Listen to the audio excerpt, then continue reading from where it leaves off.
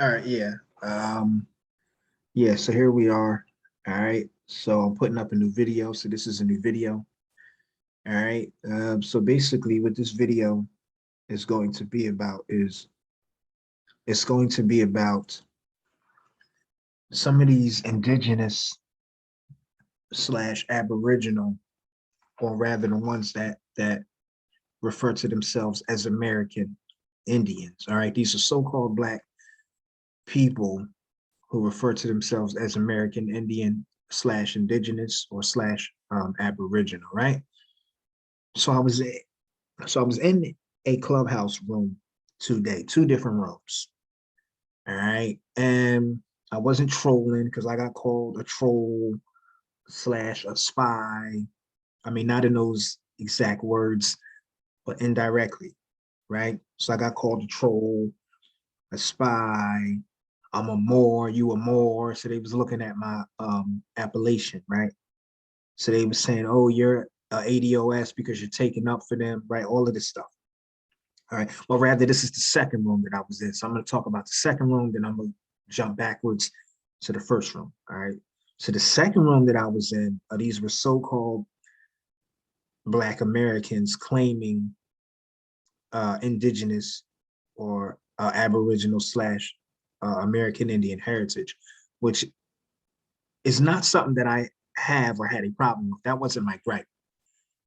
My gripe was that what I was saying to them was, you don't have to attack ADOS to put forth a justice claim specific to your group. All right. Make your claim. Make your claim. You don't have to tarnish the image of another group, right? Primarily the leaders of ADOS, which is Yvette Carnell and Tone Talks, right? And then I also was trying to explain to them before I was violently interrupted was that a lot of what goes on the internet is trolling. You have trolls who hashtag something, but they don't belong to the group that they're hashtagging, and they're doing it to create the divisiveness. All right. And one of the things that I was saying to this indigenous group was we have to work together because it's everybody else against us. All right. It's these immigrants against us. It's these members of these state and federally recognized so-called Indian tribes that are against us, that don't want us in the tribe, even though a lot of what they call freedmen, all right, freedmen as in not freedmen as in this new FBA slash ADOS type of freedmen, not them, but freedmen as in those who have a standing with one of the five federally recognized tribes, right? You know, which is the Cree, the Seminole, the Cherokee, etc., right? So freedmen in that sense. Some of these people can trace their lineage way back to the 1840s and beyond that. All right. So, so in saying that, what I'm saying is we already know the history. We know that we're tied to this land way before colonization, during colonization, after colonization. We know that there are mixed marriages. But what I was saying to them was we have to unify as a people from, again, from these immigrants, from these um, members of these federally recognized tribes, from these $5 Indians, which we all know a $5 Indian is a European so-called white man who paid $5 to get his name on the Dawes rolls so that he can benefit from the things that were going to be given to federally recognized Native American tribes via the Dawes Act, all right, which I forget the year, all right, but it's in the 1800s as well. So it's all of this against us. And this is why I was telling this indigenous group that we have to band together. And as so-called Black people, we've never been a monolith. So people need to stop acting like we all have to be going the same way, thinking the same way, doing the same thing to be unified. We've always been diverse. But to fight amongst each other when these immigrant groups are not coming 3, 4, and 5,000 miles away to be your friend, you already know what the so-called White man's agenda is when it comes to us, and you already know what the so-called Red Indians agenda is. So we need to unify, even though we belong to different organizations, but we're all seeking the same thing, which is remedy and redress, right? So this is what I was trying to explain to them before I was just attacked. And so let me go back to the first room that I was in, then I'm gonna come back here. So the first room that I was in was a room of members of state and federally recognized tribes. And they was speaking on, some of what they were saying was right, but they was saying that the Africoid, using the scientific term, that the Africoid presence in the Americas, as far as what's being told by those in academia, dates back to what the scientists are calling a Australopithecus. All right, pardon me for butchering that word, but essentially they're saying that the remains, the oldest remains found in the Americas, is that of what is known in popular culture as a Australian Aborigine. All right, which is an Africoid. All right, feature-wise. Then you see the Asian features later. All right, so their gripe is that so-called Black Americans are trying to claim connection to that. So this is what their gripe was, which is fine. I don't really care one way or another, because that's not what's important. What's important is what are we doing today to change our condition? All right, that's what is important to me, because arguing what went on in the past, I'm not saying that it's not relevant or important, but we can't get stuck there and not make history, because we got to make new history, right? You see what I'm saying? But their claim is that the Australian Aborigine remains has nothing to do with so-called Black Americans, all of that, right? Which we know that an African is an African, right?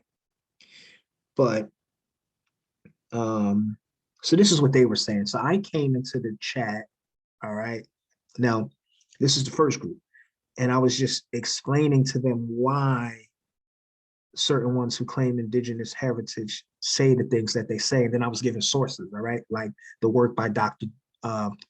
David Imhotep, which is titled The First Americans Were Africans. There's a work by Leo Weiner titled Africa and the Discovery of America. There's a work by Ivan Van Sertima called They Came Before Columbus. So we know that there was an African presence here long before colonization, all right? But the argument would be, did these people die off? Because there's a group that says these people died off. And then there's a group that says that these people lived on and they were intermingled, or they had been mixed in with those brought from the other side during slavery, thus creating a new group, which you know today as Black Americans. But my position was that's not really important to me, and that shouldn't be the supreme issue, simply because the Reconstruction Amendments to the Constitution gave everyone equal protections under the laws. All right, all those that were in Confederate states that was in rebellion, it brought them back into the fold. All right, it brought them back into the Union and gave them equal protections of the laws. It gave ex-slaves equal protections of the laws, and the Reconstruction Amendments, what went along with those amendments, are the various treaties with the 5 civilized tribes. All right, so the Reconstruction Amendments and the treaties gave everybody equal protections under the laws. And we know that Article 6 of the Constitution says that the Constitution and the treaties are the supreme law of the land. All right, bam. So that's a new start, which is why the era that I'm talking about is called Reconstruction. All right, because it's a restart. So everybody has equal protections, and we need to move from that base right there. All right, and now as far as ADOS is concerned, all right, and this is to the group. Now I'm going back to the second room that I was in, which was our people, so-called Black Americans claiming to be indigenous, right? So the reason that ADOS is important is because the acronym ADOS means American Descendants of Slavery, not African. Because I noticed with these indigenous groups, they try to say that ADOS is an African or a freedmen-centered group. And that's just simply not the case. There's a reason why they're calling themselves American Descendants of Slavery. because we're in the United States of America, and and chattel slavery happened on the land. All right, whether you were bought from the other side or whether you were here, the people who are classed as Black today were enslaved. That's how we got the tag Black. That's a slave tag at law. So you were stripped of your indigenous culture, whether it's from the other side of the Atlantic or here. You were stripped of your language, which is included in the culture. You speak English. You was given English names, like my name is Jones, right? That's a famous one, Jones, right? So the famous ones are Smith, Jones, Johnson, Jackson, and Williams. So I'm Jones. My mother's maiden name is Williams. Her mother's maiden name is Stone. So those are all prominent English names, all right? So we know that the English colonized a lot of North America, took over from the Dutch, all right? A lot of Dutch and Swede settlements, which I'm speaking of Pennsylvania, all right? The Dutch and the Swedes, right? So chattel slavery happened, regardless of what your origins was before that, it happened. This is the United States of America that we live in. This ain't Turtle Island, this ain't no other name. The world at large recognizes this land, all right? I'm not talking about the Caribbean and Central and South America. I'm talking about North America, all right? Which is Canada, the United States, and Mexico. People recognize this landmass, as in the United States of America, as the USA all over the world. People see us as Black Americans. So ADOS is the American Descendants of Slavery movement. So they are fighting for tangibles. They put forth a specific justice claim for the descendants of the institution of slavery. And it's just so like we see, there's a lot of charlatans in consciousness. And this is one of my biggest problems with consciousness is you have people who only come into this because they want to be popular and they want some followers, and some want to extract finance from people. Not everybody's doing that, but some. And then like they're leading the people on the bridge to nowhere. Lay all of the cards on the table, telling people the truth.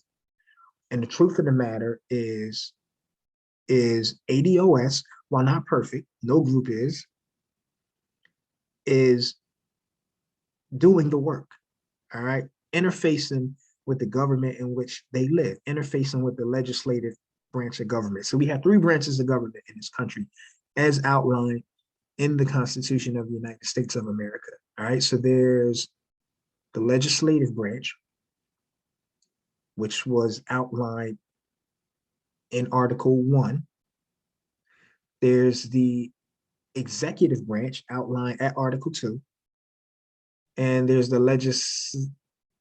legislative branch outlined in Article 3. Pardon me. The judicial branch was outlined with Article 3 of the Constitution. The legislative, or the executive rather, is Article 2. The legislative is Article 1. There's 7 articles and 26 amendments, all right? So the first 3 articles outlines the 3 branches of government: judicial, legislative, and executive. Now, ADOS is interfacing with the legislative branch of government for repair, all right? They've put forth their justice claim, which is HR 40, all right? Well, a revamped version. Now, while not perfect, because I was hearing, oh, the language is problematic with HR 40, okay. It's okay to criticize Yvette Carnell and Tone Talks and the other chapters of ADOS, but what is your solution to the problem? How are you assisting the cause if it's problematic? And then why not put forth your justice claim without trying to kick them down? And if HR 40 is the long shot that you claim, what do you think any claim that you would be making as an American Indian, how far do you think that would get? Especially when there's case law out there, like the case of, like this one particular case, if I'm not mistaken, the case is Johnson versus McIntosh, all right, from the year 1823. All right, so the citation is Johnson versus McIntosh is 21 US 543, 1823 in parentheses, all right? So what this means, for those who don't know, 21 is the volume of the United States reports, all right? So this is the volume that you're gonna look for, all right? So it's volume 1 through whatever. So you're gonna look for volume 21. And the 543 is the page that this case starts on. And 1823 obviously is the year. All right, so this is a landmark US Supreme Court case. All right, and what was stipulated in this case, which is relevant to why the whole Indigenous or American Indian demo for our people is a flawed stance, is this particular Supreme Court case determined that as far as land transfers was concerned, it determined that that based on something called the doctrine of discovery, that the colonial powers can lay claim to newly discovered lands, all right, and that they can by law ignore Aboriginal or allodial title to land, all right, so they can ignore Aboriginal land possession. All right, so let me give you some of the backstory with this case. I think in the 1770s, some Illinois natives called the Pankesaw Indians, which is now the state of Illinois, they sold some land to somebody named Thomas Johnson. All right. Now, after American independence from Great Britain, which we know that Great Britain had told the 13 colonies how far west they could inhabit the land. All right. But after the American Revolution, when they broke away, the 13 colonies, and became the USA, they started doing their own thing. All right. So after independence, these Pankesaw Indians sold some land to the US government. All right. Which the US government sold it to another guy named William McIntosh. So that created a dispute between the land that the government sold to McIntosh and the land that this particular tribe sold to somebody named Thomas Johnson. So thus you had this case, Johnson versus McIntosh, where the U.S. Supreme Court said via the doctrine of discovery, the Christian doctrine of discovery, to be more exact, the United States government can ignore allodial land claims coming from those claiming to be indigenous. All right, and this is a landmark case. So in saying that, what I'm saying is based on cases like this, all right, and other cases like this, rather,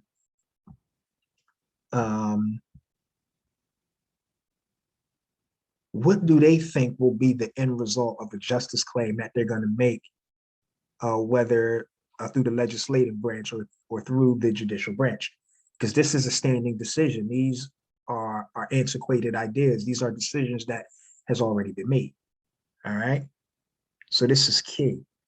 And this is what I mean when I talk about our people just being, we aren't sincere and pure heart. Like, we want to be popular. We want to be these charlatans. All right. So in saying that, what I'm essentially saying is, if HR 40 is problematic, what's the solution? What's the remedy? And what can you bring forth that is superior? And I'm going to tell you right now, using some indigenous stuff is just simply not the way. It's going to fail. All right. The U.S. Supreme Court has already ruled on this issue. They've ruled on it already. And here we got people thinking that this is a better way than using the ADOS movement, which already has a bill in motion now. Now listen to this. Now, I'm not saying that we aren't connected to this land here, because our history is vast. We know that. We know that we was all over this planet, all 196 million square miles. The Asiatic so-called black man, the maker, the owner, the cream of the planet Earth, the father of civilization, knows every square inch of it. So I'm not arguing that. And it's all right to know some of the untold history. It's all right to know that. And we already know that we're connected to this land. That's not even an argument. That's an old hat. All right. The Moors been on that tip. The argument is how do we use these things that we're teaching our people so that it functions for them in the proper way? All right. Where are the tangibles? All right. As Yvette Carnell would say, what tangibles can we gain for our group?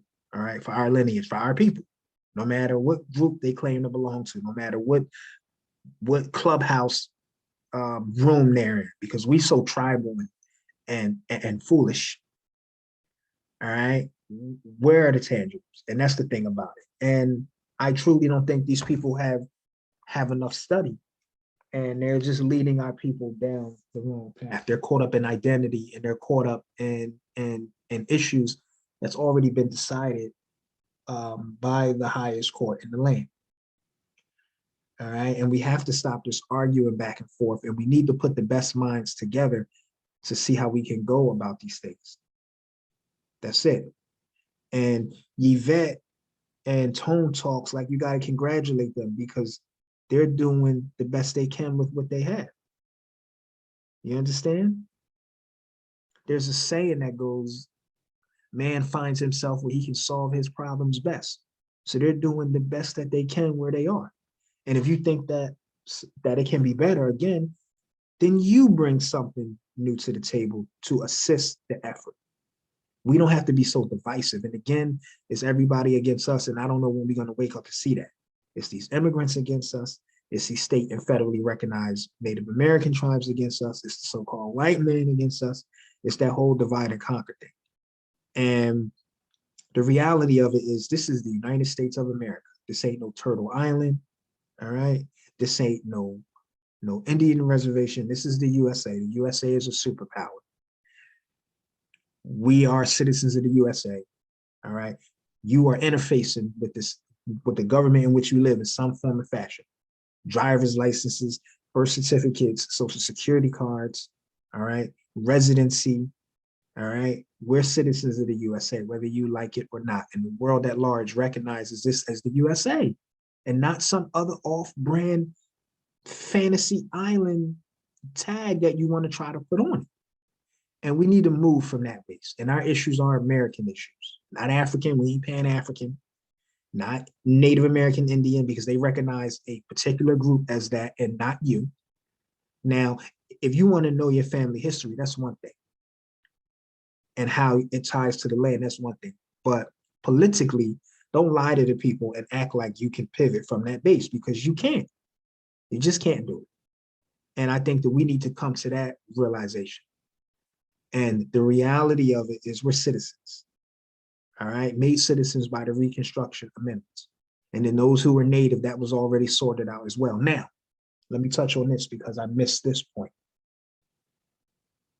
There were freedmen who had some standing with some of the 5 civilized tribes who are citizens of those tribes. All right, freedmen meaning so-called Black Americans after the slavery era time. Freedmen was a term that was used to describe those who were enslaved and were free. And that was essentially all of us. All right, which is why we had the slave march, black people, it's a slave tag. So that's essentially all of us, whether you was brought from the other side or whether you're indigenous. And another thing, the 400 to 500 years of slavery made us a new people. We are a new people. We're not the same people we were before slavery. We're a new branding. And that's the American descendants of the institution of slavery. And that's all right, because we have equal protections to the laws, the 13th, 14th, and 15th Amendments, which are the Reconstruction Amendments. That's not complicated. That's simple. But you got these charlatans that want to turn it into something that it is not. And they're not even doing anything at the same level as the American descendants of slavery. And I'm starting to feel like some of them are agents to muddy the waters and to get in the way of the work that ADO system. You see? And these are just the facts. You know, I'm really starting to think that, because what are you doing? What are you doing on a serious tip that's going to change the condition of our people? You know, like with this guy, Tariq Nasheed and FBA, he's telling the people not to vote, to stay away. That's like agent activity. Like our ancestors fought and died for the right to partake in the political process. Why would you tell people not to go out and vote? So he's another one. All right, but back to my point. When you look at these treaties, like we'll take the Treaty of 1866 between the Creek Nation and the USA. The freedmen, meaning our people, so-called Black Americans, are involved. All right. And I'll even show you. I'll show it to you. Let me see.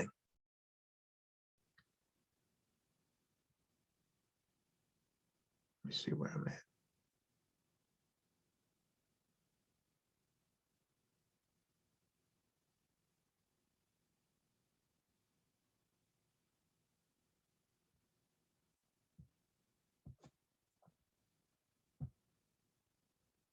So look, so here we have the 1866 U.S. Treaty between the United States of America and the Creek Nation. All right, so we're going to go down to Article 2. All right, let me scroll back up so you can see it again. 1866 Treaty. All right, so Article 2 says, look, it says the Creeks hereby covenant and agree. A covenant is an agreement.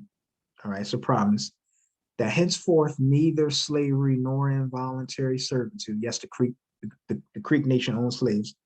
Otherwise than in the punishment of crimes, meaning someone going to prison, whereof the parties shall have been duly convicted in accordance with laws applicable to all members of said tribe. All right. So as you can already see, the language is mirroring the language in the 13th Amendment. All right. Shall ever exist in said nation, and in as much as there are among the Creeks many persons of African descent who have no interest in the soil, it's stipulated that hereafter, see, this is tricky right here, but we'll come back to that.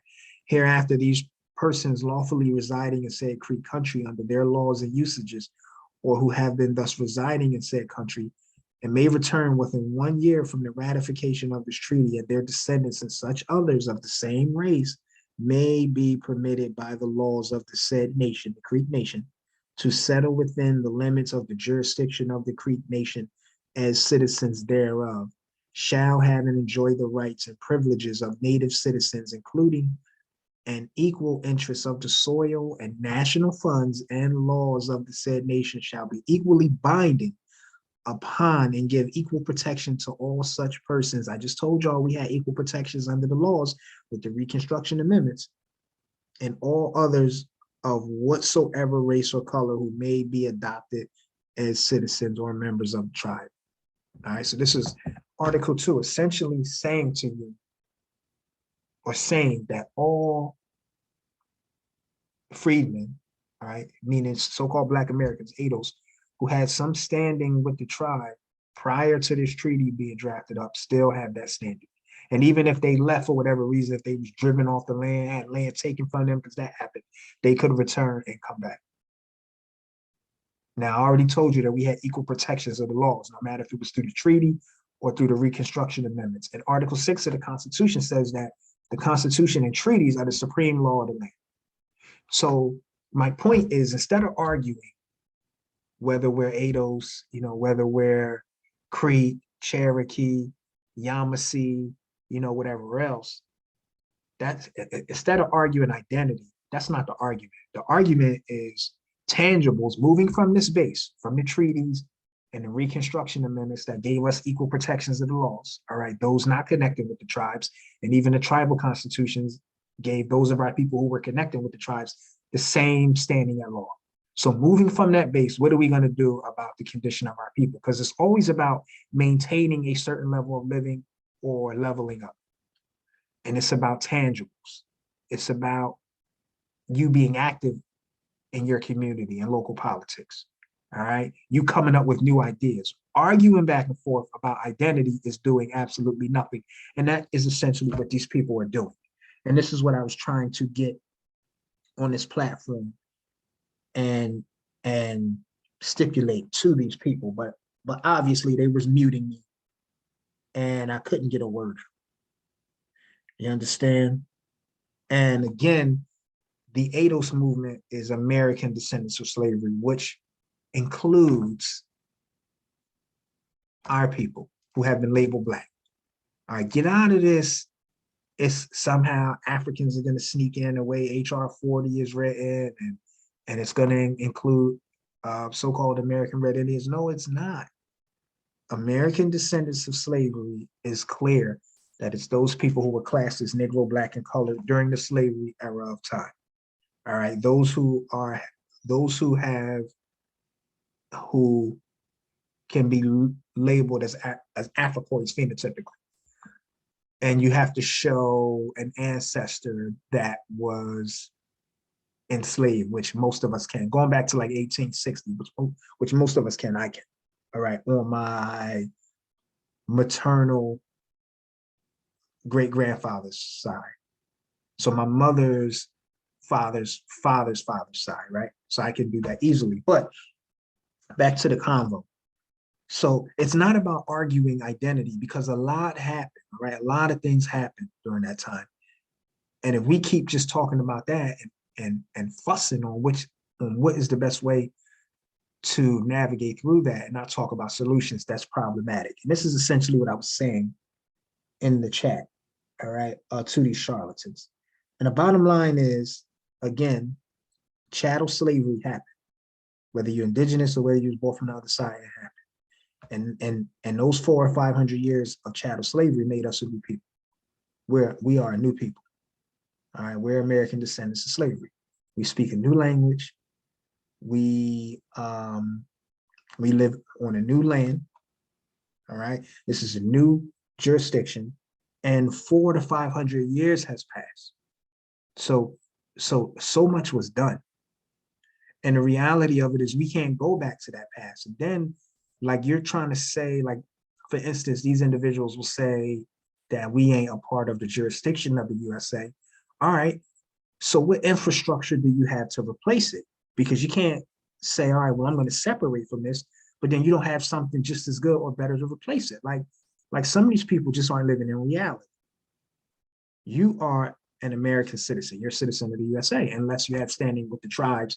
And we know that majority of the 5 civilized tribes are creating new tribal constitutions to turn out the rights of the freedmen, meaning they're Black American, so-called Black American members. All right, like this is fresh off the press. They're doing this like 2020, 2021, fresh. All right, so that's the issue.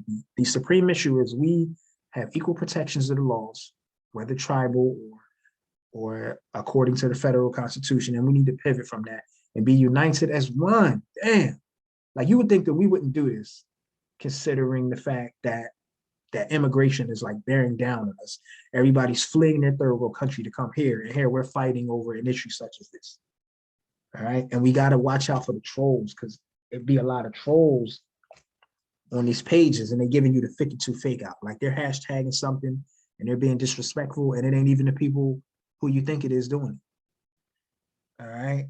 And again, hating on another group isn't going to solve your problem. And it doesn't stop you from doing your own justice claim. Like put your justice claim together. You don't have to try and trip up somebody else. Right.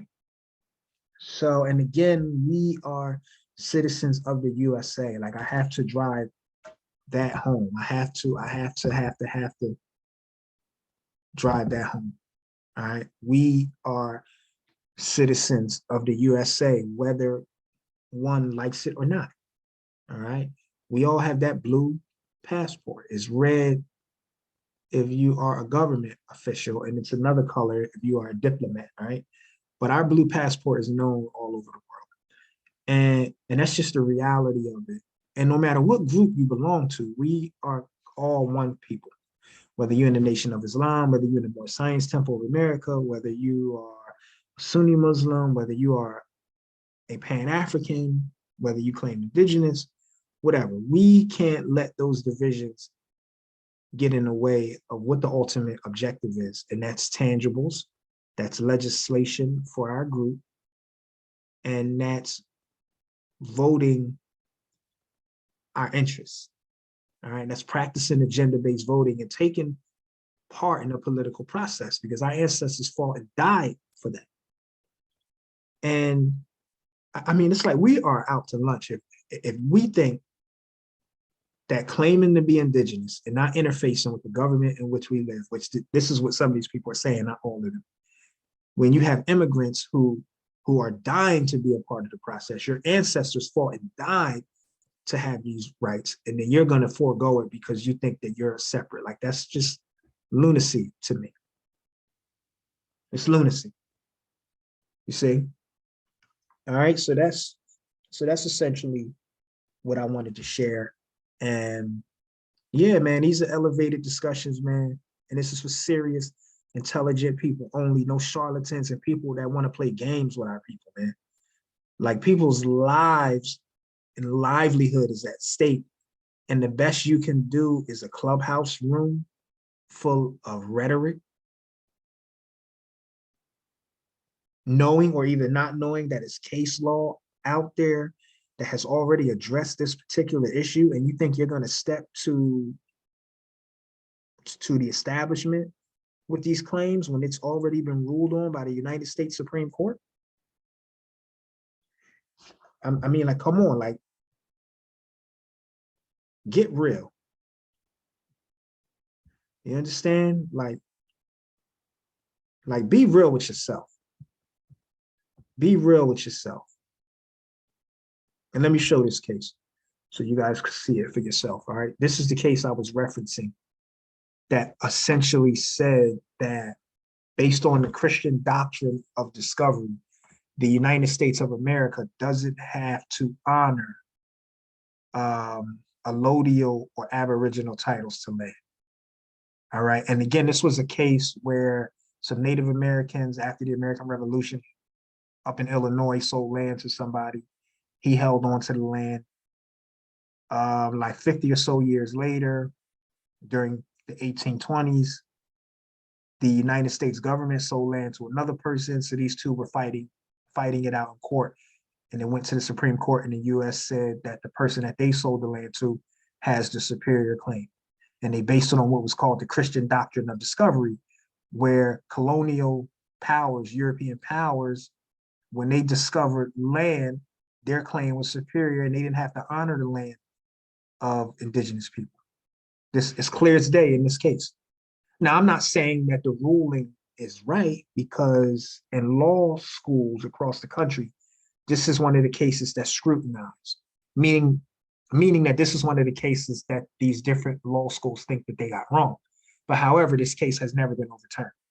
You see, but Johnson versus McIntosh, Dred Scott, and there's a few others that they think were bad rulings. However, nonetheless, this case has the force of law. This case is still in effect. It hasn't been overturned. It's a Supreme Court case. All right. So my point is that you have people in consciousness, for lack of a better way to put it, who don't really have their followers' best interests at heart, and they just want to be popular. And they're spewing the wrong information. And then when you come pure heart and sincere and just want to give the people the right information, you ain't looking for followers and you ain't looking to be some charlatan, all right? They call you a troll, an agent, which I'm none of that. I'm none of that. But you're leading our people down the wrong direction with that.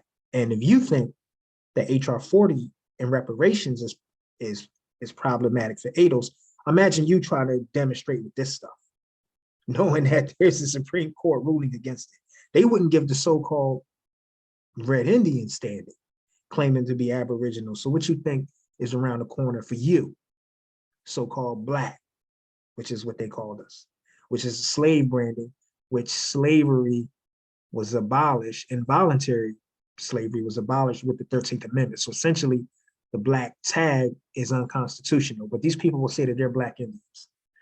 See, and this is my problem with these people, you see? All right, but listen, time is of the essence. I don't want to make this video too long. All right, so I hope that I was clear in everything that I was saying. And with that, I'll yield the floor, all right?